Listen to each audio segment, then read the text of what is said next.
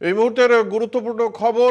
আজ ভারতীয় জনতা পার্টির পশ্চিমবঙ্গে ৪২টি আসনের মধ্যে যে ২৩টি আসনে প্রার্থীদের নাম এখনো ঘোষণা করা হয়নি, সেই প্রার্থীদের নাম আজ ঘোষণা করতে পারে ভারতীয় জনতা পার্টি। দিল্লিতে কেন্দ্রীয় নির্বাচন কমিটির যে বৈঠক, সেই বৈঠক আজকে শুরু হয়েছে এবং দুপুরের বৈঠকের পরেই আজকেই এই বাকি ২৩ জনের নাম ঘোষণা করা হবে। এর আগে ৪ দফায় প্রার্থী তালিকা ঘোষণা করেছে ভারতীয় জনতা পার্টি, কিন্তু পশ্চিমবঙ্গের নাম প্রথম দফাতে ঘোষণা করার পর তারপরে বাকি ২০ জনের নাম ঘোষণা করা হয়েছিল। তাদের মধ্যে থেকে একজন পবন সিং, আসানসোল কেন্দ্রে যাকে বিজেপি প্রার্থী করেছিল, তিনি তার নাম প্রাথমিকভাবে প্রত্যাহার করেন। পরবর্তীকালে অবশ্য তিনি প্রার্থী হতে রাজি হলেও আসানসোল কেন্দ্র নিয়ে তার আপত্তি ছিল। ফলে এই মুহূর্তে ১৯টি কেন্দ্রের প্রার্থীরা প্রচার করছেন, কিন্তু বাকি ২৩টি কেন্দ্রে আজকে তাদের নাম ঘোষণা করা হতে পারে বলে খবর। বিশদে জানবো। আমাদের সঙ্গে রয়েছেন আমাদের প্রতিনিধি দেবাশিস সেনগুপ্ত। এখনো পর্যন্ত কাদের নাম উঠে আসছে এবং বিষয় যে ২৩ জন প্রার্থীর নাম ঘোষণা করা বাকি, এই ২৩ জনের নামে কি আজকে ঘোষণা হতে চলেছে, কি জানা যাচ্ছে?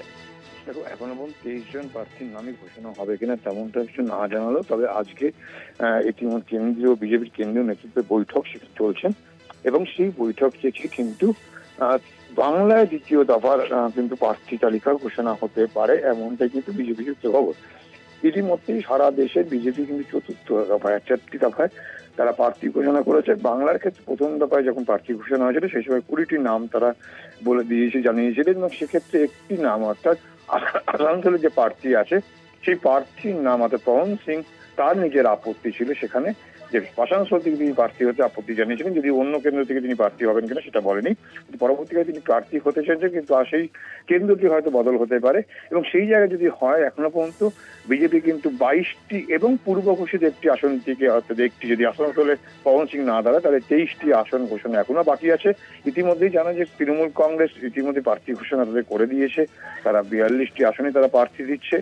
বাম কংগ্রেস তারাও কিন্তু তাদের প্রার্থী ঘোষণা করেছে এবং অল্প প্রার্থী তার বাকি রয়েছে কিছু প্রার্থী, কিন্তু তাহলে বিজেপির কিন্তু এখনো পর্যন্ত প্রায় ২২টি আসনে, পূর্ব ঘোষিত ২০টি আসন বাদ দিল, ২২টি আসনে প্রার্থী ঘোষণা বাকি রয়েছে। আর যদি আসানসোল ধরা হয় তাহলে ২৩টি আসন বাকি রয়েছে।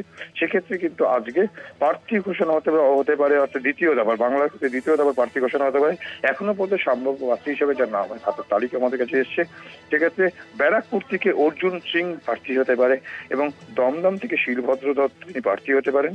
কলকাতা দক্ষিণ থেকে প্রার্থী হতে পারেন বৈশাখী ডালমিয়া, বারাসাত কেন্দ্র থেকে প্রার্থী হতে পারেন প্রাক্তন আইপিএস দেবাশিস ধর এবং বর্ধমান দুর্গাপুর থেকে দিলীপ ঘোষ, যে দিলীপ ঘোষ এর জায়গায় মেদিনীপুরের সাংসদ ছিলেন এবং সেই দিলীপ ঘোষের জায়গায় মেদিনীপুর থেকে ভারতী ঘোষকে দাঁড় করাতে পারে বা এমনটাই ঘোষণা করতে পারে, এমনটাই কিন্তু বিজেপি সূত্রে খবর।